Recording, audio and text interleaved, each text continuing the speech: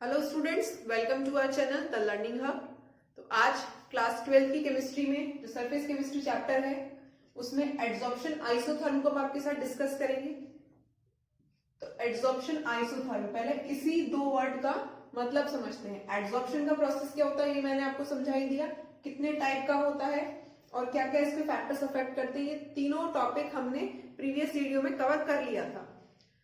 अब इस adsorption isotherm से क्या मतलब है? यहाँ पर आइसोथर्म का मतलब होता है सिंपली आपका constant temperature, at constant temperature. Clear? तो एड्सॉर्प्शन आइसोथर्म को समझाने के लिए यहां पर एक रिलेशन देखा गया। किसके बीच में? Relation between absorbent at constant temperature, constant temperature पर relation between absorbent and absorbent के लिए भी कंडीशन है at equilibrium pressure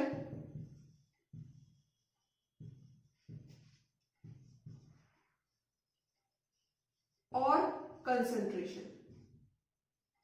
तो इक्विलिब्रियम प्रेशर या कंसंट्रेशन पर एब्जॉर्बेंट और कांस्टेंट टेम्परेचर पर एब्जॉर्बेट के बीच में जो रिलेशन है उस रिलेशन को हम बोलते हैं एड्सॉर्प्शन आइसोथर्म।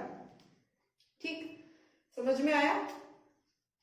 ये रिलेशन कहलाता है आपका एड्सॉर्प्शन आइसोथर्म। अब ये रिलेशन दो अलग अलग साइंटिस्ट ने दिया था। पहला है इसमें फ्रॉन्डलिच का एड्सॉर्प्शन आइसोथर्म और दूसरा है लैंगमेयर एड्सॉर्प्शन आइसोथर्म। क्लियर? तो पहले हम फ्रॉन्डलिच का एड्सॉर्प्शन आइसोथर्म देखेंगे कि फ्रॉन्डलिच ने क्या इक्वेशन दी थी, कैसे एब्जॉर्बेट और एब्जॉर्बेंट के बीच में रिलेशन बताया था। इतना नोट करिए, फिर आते हैं अपने फ्रॉन्डलिच एब्जॉर्प्शन आइसोथर्म पर। तो सबसे पहला हमारा है यहां पर फ्रॉन्डलिच एड्सॉर्प्शन आइसोथर्म। तो इन्होंने एब्जॉर्बेंट और एब्जॉर्बेट के बीच में एक रिलेशन दिया था, x by m is equals to kp1 by n। Clear? ये तो है इनकी इक्वेशन। अब समझना ये है कि ये इक्वेशन इन्होंने दी कैसे थी। इन्होंने कहा कि x by m, x यहां पर x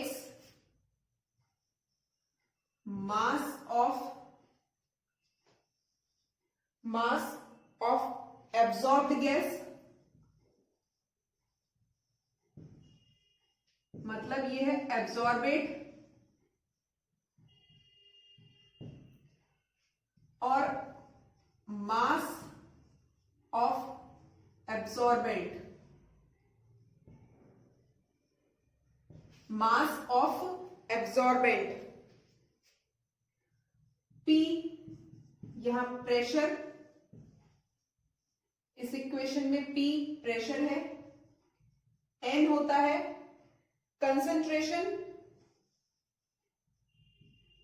एट पर्टिकुलर टेम्परेचर, क्योंकि ये आइसोथर्मिक इक्वेशन है, पर्टिकुलर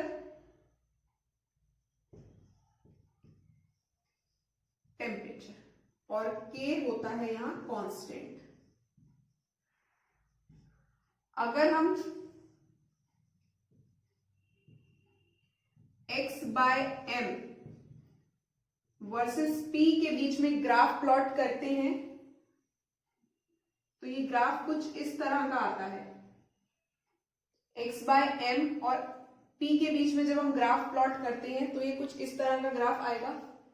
अब इस ग्राफ को आप तीन पार्ट्स में डिवाइड करिए। पहले ये इक्वेशन क्या कहती है हमसे कि x by m mass of absorbed gas और मास ऑफ एब्जॉर्बेंट, ये आपका डायरेक्टली डिपेंड करता है प्रेशर पर। किस पर डिपेंड करता है? प्रेशर पर। और प्रेशर कैसा? जिस गैस का, जो गैस एब्जॉर्ब हो रही है उसका प्रेशर 1/n। अब इस प्रोपोर्शनैलिटी के साइन को हटाएंगे आप, तो यहां एक कांस्टेंट आएगा। कांस्टेंट लिया हमने यहां पर k is equals to x/m is equals to kp 1/n। ठीक, तो ये इक्वेशन इस तरह से इन्होंने ड्राइव की इस ग्राफ के थ्रू। अब देखिए, यहाँ P प्रेशर है, x/m mass of absorbed gas और मास ऑफ एब्जॉर्बेंट का। क्लियर? अब यहां जैसे जैसे प्रेशर बढ़ रहा है, जैसे जैसे प्रेशर बढ़ रहा है, उसी तरह एब्जॉर्प्शन का प्रोसेस भी बढ़ता जा रहा है। ये ग्राफ हमें क्या दिखा रहा है कि जैसे जैसे हम प्रेशर बढ़ा रहे हैं, एब्जॉर्प्शन का प्रोसेस भी बढ़ता जा रहा है। तो यहां आधे इस पोर्शन को मान लीजिए एट लो प्रेशर। यहां प्रेशर बहुत ज्यादा नहीं है। ये जो यहां कर्व दिखा, ये है moderate pressure.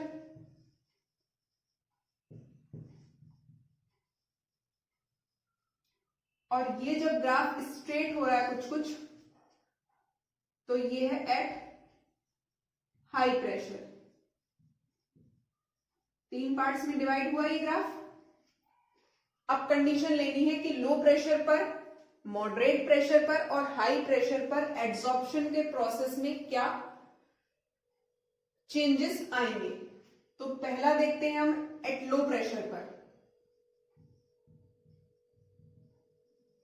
At low pressure, तो लो प्रेशर की क्या कंडीशन है कि यहां पर जो प्रेशर P है उसका वैल्यू चेंज होगा। और चेंज किसके थ्रू होगा? यहां कंसंट्रेशन एट पर्टिकुलर टेम्परेचर, जो गैस की कंसंट्रेशन होगी वो चेंज होगी तो प्रेशर भी चेंज होगा। ठीक, तो यहां पर n का मान अगर हम 1 माने, अगर n की वैल्यू 1 माने एट लो टेम्परेचर पर, तो x/m is equals to kp 1/1 हो जाएगा।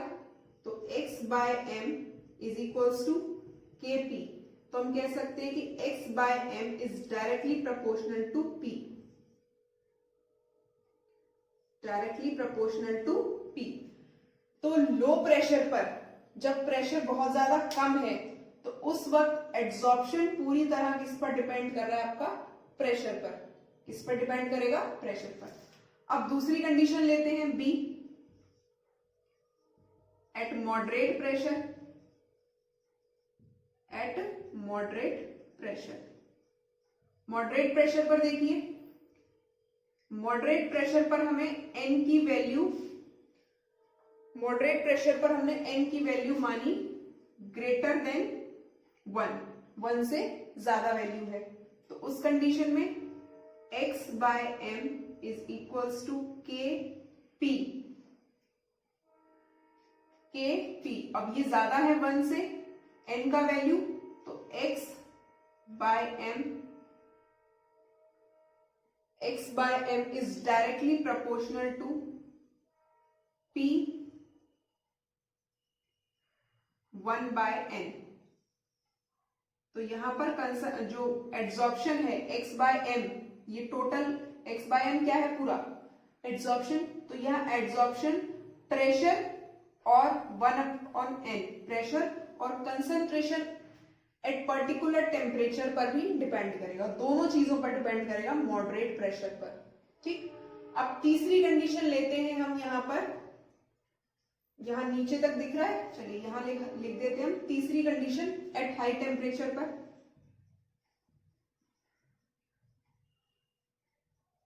हाई प्रेशर पर, सॉरी, एट हाई प्रेशर पर अगर हम देखें तो n की वैल्यू सपोज हमने इनफाइनाइट मान ली, कंसंट्रेशन इनफाइनाइट हो गया उस गैस का, तो वहां पर x/m इतना नीचे दिख रहा है या नहीं?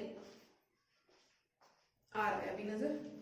तो x/m is equals to k p 1/इनफाइनाइट। 1/इनफाइनाइट किसके इक्वल होता है आपका? 0 के। तो x by m is equals to k p to the power 0। ठीक, तो वहां पर एड्सॉर्प्शन कांस्टेंट k और प्रेशर p दोनों पर डिपेंड करता है। क्लियर हुआ कि फ्रॉन्ड्रिच एड्सॉर्प्शन आइसोथर्म हमें क्या बता रहा है कि मास ऑफ एब्जॉर्बेट और मास ऑफ एब्जॉर्बेंट, मतलब टोटल एड्सॉर्प्शन जो है वो प्रेशर और कंसंट्रेशन पर, उस पर्टिकुलर गैस की या उस पर्टिकुलर एब्जॉर्बेट या एब्जॉर्बेंट की कंसंट्रेशन पर भी डिपेंड करता है। 3 हमने इसमें कंडीशन ली है, लो प्रेशर पर, मॉडरेट प्रेशर पर और यहाँ हाई प्रेशर पर। जैसे जैसे हम प्रेशर बढ़ाएंगे एड्सॉर्प्शन का प्रोसेस बढ़ता जाएगा, और एड्सॉर्प्शन का प्रोसेस जब बढ़ेगा तो उसकी डिपेंडेंसी भी चेंज होगी। पहले ये सिर्फ और सिर्फ प्रेशर पर डिपेंड करेगा एड्सॉर्प्शन।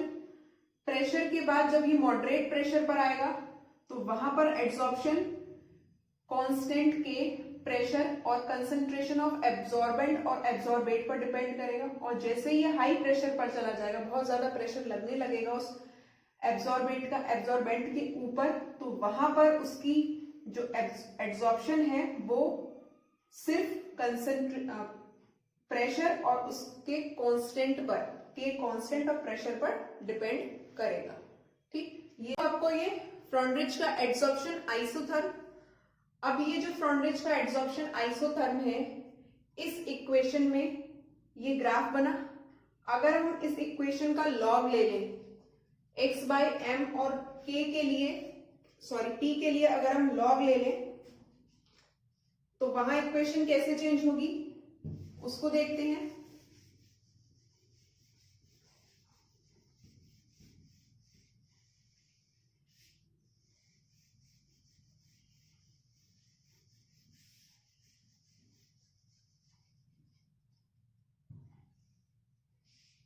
देखिए इक्वेशन है हमारी x by m is equals to k p 1/n। अब इसका हम लॉग ले लें तो ln x by m is equals to ln k p 1/n। ठीक, आगे सॉल्व करें। log x by m is equals to log k, into में होगा तो प्लस में चला जाता है, तो log p 1/n log x by m is equals to log k plus, यहां ये जब पावर होती है तो यहां इनटू में आ जाएगा 1/n log p।